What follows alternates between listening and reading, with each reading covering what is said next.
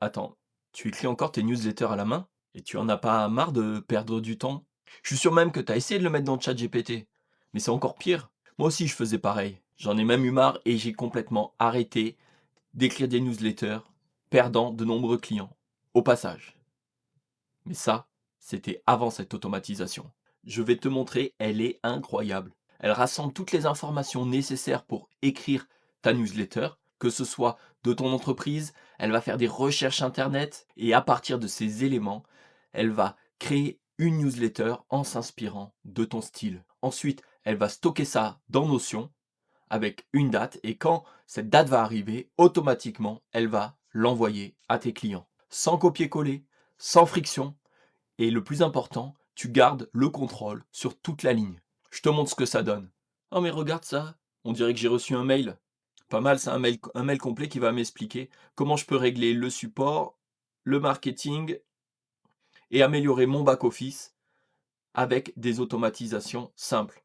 C'est un exemple de newsletter que j'ai fait uniquement à partir de ça.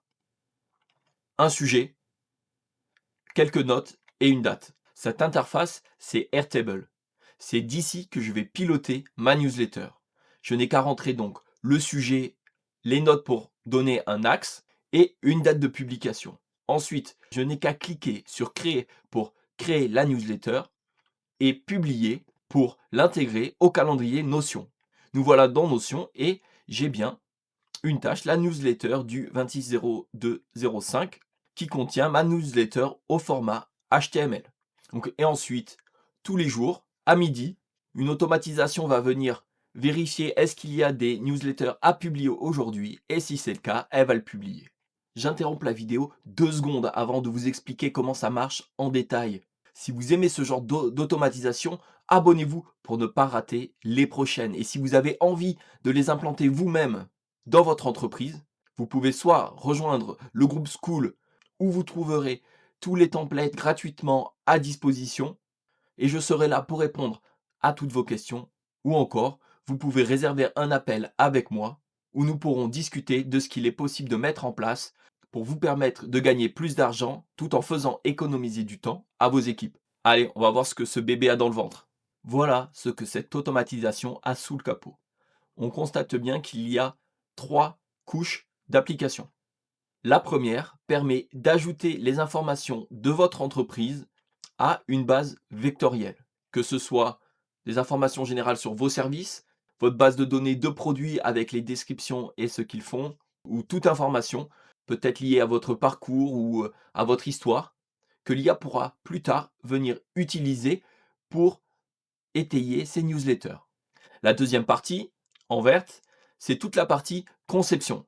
C'est là où, en s'appuyant sur Airtable, l'IA, au niveau de ce nœud, va collecter toutes les informations utiles pour votre newsletter, puis au niveau de celui-ci, rédiger votre newsletter.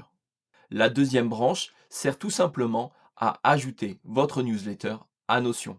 La troisième automatisation, comme on peut le voir, a un déclencheur sur un intervalle qui ici va être donc une fois par jour et va venir récupérer dans Notion les bases de données pour venir les envoyer.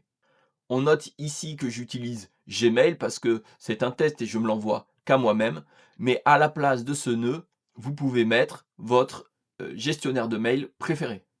Maintenant, il est temps de le voir fonctionner en temps réel. Donc, je vais tout d'abord supprimer l'ancienne newsletter et je vais ouvrir mon interface Airtable.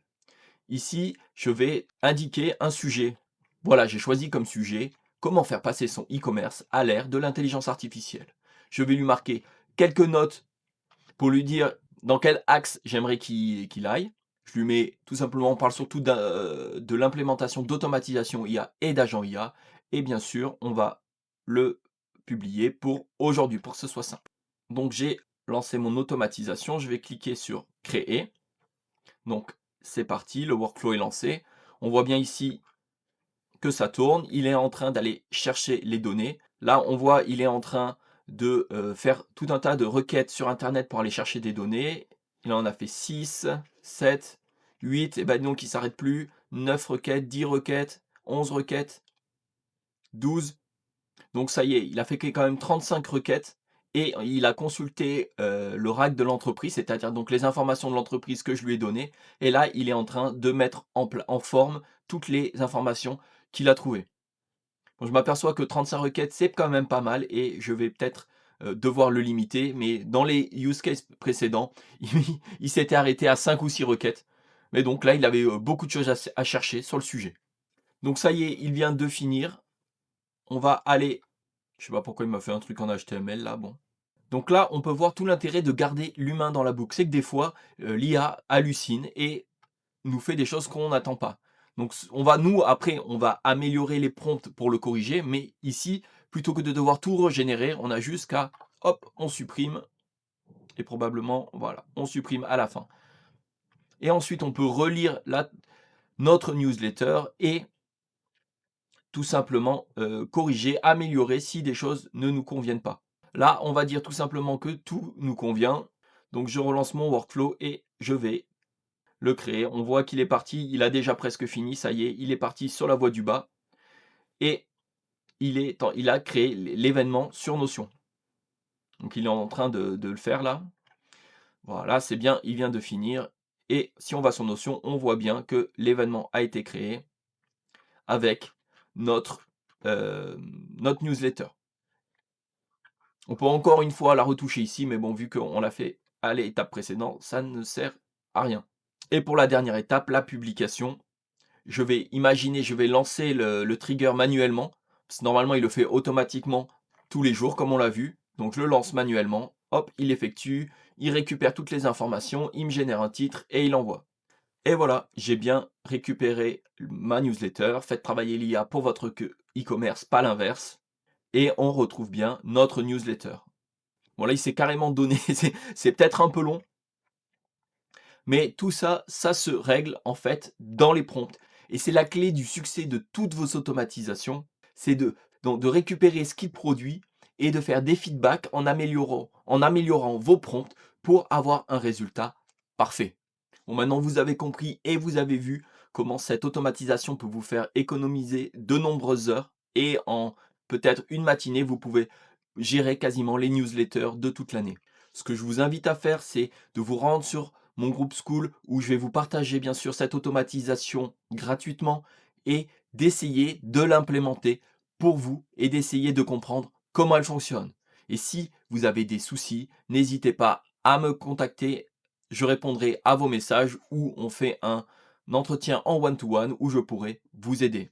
Et si vous êtes convaincu mais que vous voulez pas forcément prendre le temps de l'implémenter vous-même, prenez rendez-vous avec le lien dans la description et on pourra discuter de qu'est-ce que les automatisations peuvent améliorer dans votre entreprise. Et si vous avez un problème en particulier que vous pensez pouvoir automatiser, citez-le moi en commentaire et je ferai une vidéo sur cette automatisation.